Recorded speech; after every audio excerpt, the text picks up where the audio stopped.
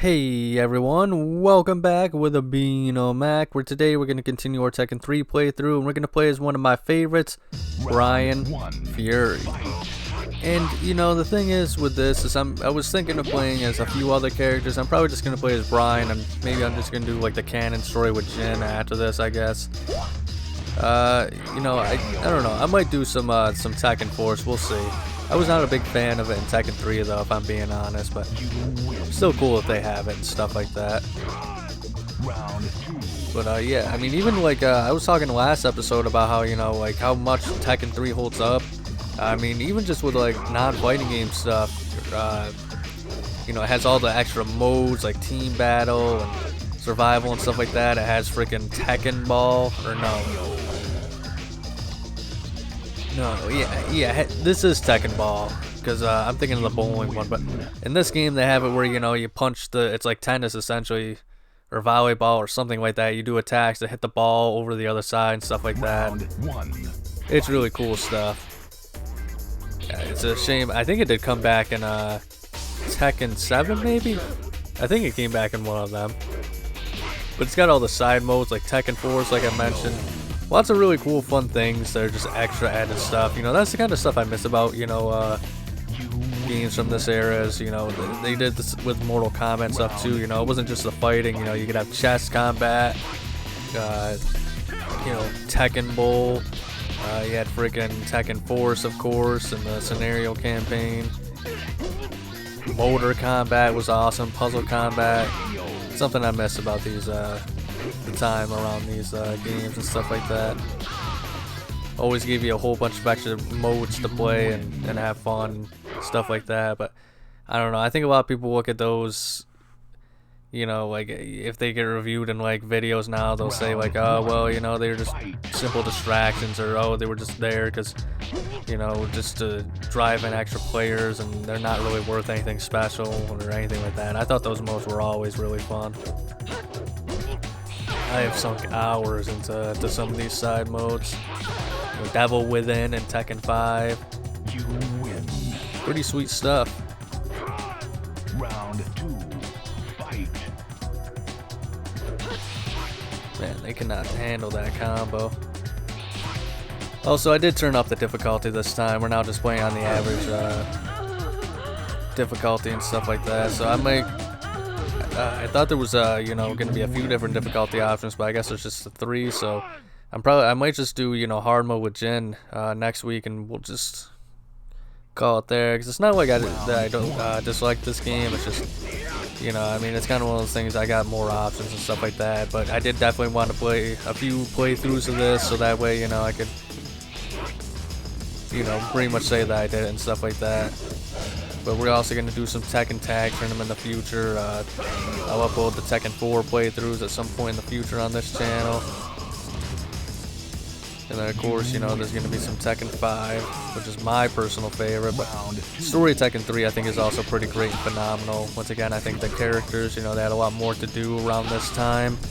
I also think that, you know, Ogre, I think it's just a really cool concept for, you know, a villain and stuff like that. Even got some of the goofier guys that were made to be goofy, not just, you know, characters where they're like, yeah, let's just change them into goofballs and stuff like that, like Law and stuff.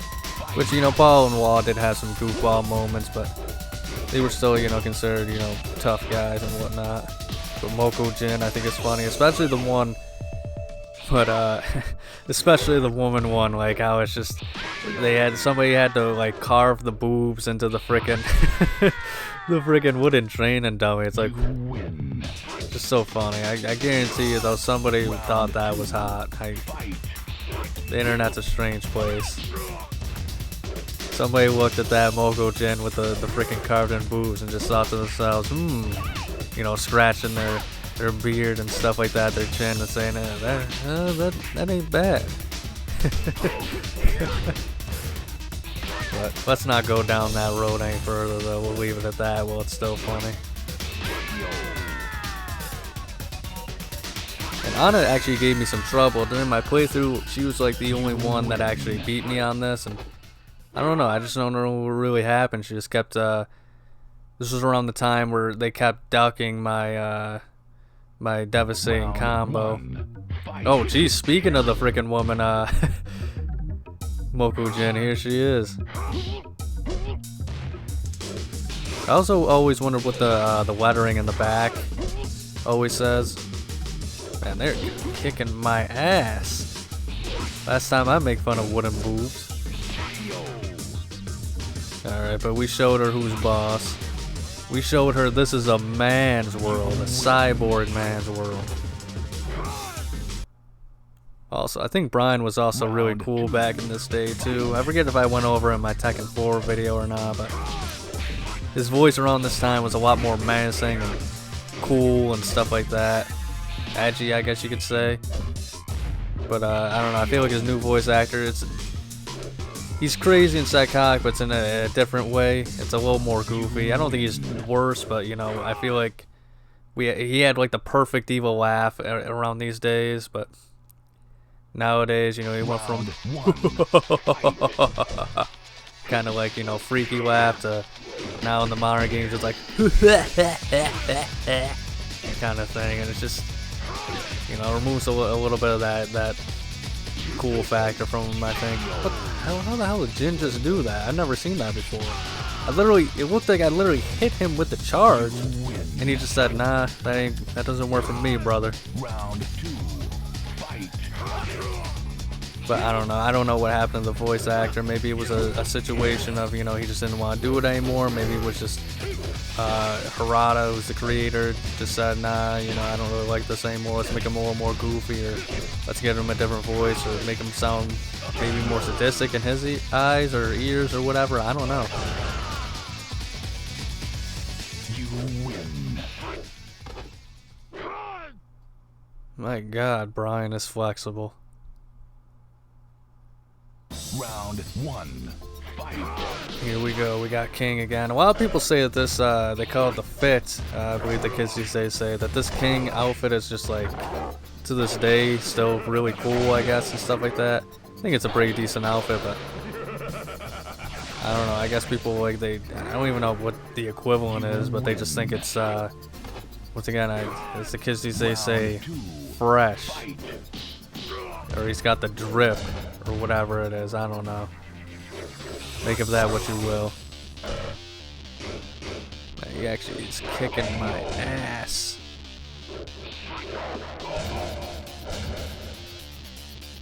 I always think even after this, the blood effects in Tekken are always, like, I don't even know if they're blood, if it's like, I don't even know what these effects are, because, like, I don't know, it looks like blood and sweat. But then there's also like those punches that Bryan has with like the green energy, so I'm assuming they're not blood and sweat and stuff like that, but I don't know, they're just so pixelated and stuff like that, it's funny. But they did the best they could at the time, so don't laugh. Alright, well, we made our way back to Heihachi. And I think this is also a really cool stage. I like how it's pretty much the last stage, but it constantly, like, you know, transforms into, like, you know, different lighting and stuff like that to make it, you know, feel like a little different stage. And it has a claustrophobic kind of feel to me personally, because it gets, like, you know, the darkness trenches you like a little bit more and more. Also, I could be wrong, but I feel like there's like a, ooh, that is a, ouch. I cut out the Ana fight, but I didn't cut this one out. That was embarrassing. I don't even know. Oh yeah, I think this stage, there's a stage that's similar to this in Soul Calibur, I feel, but maybe I am wrong. And only Heihachi could be someone who could literally just fight and kick your ass in that kind of outfit too.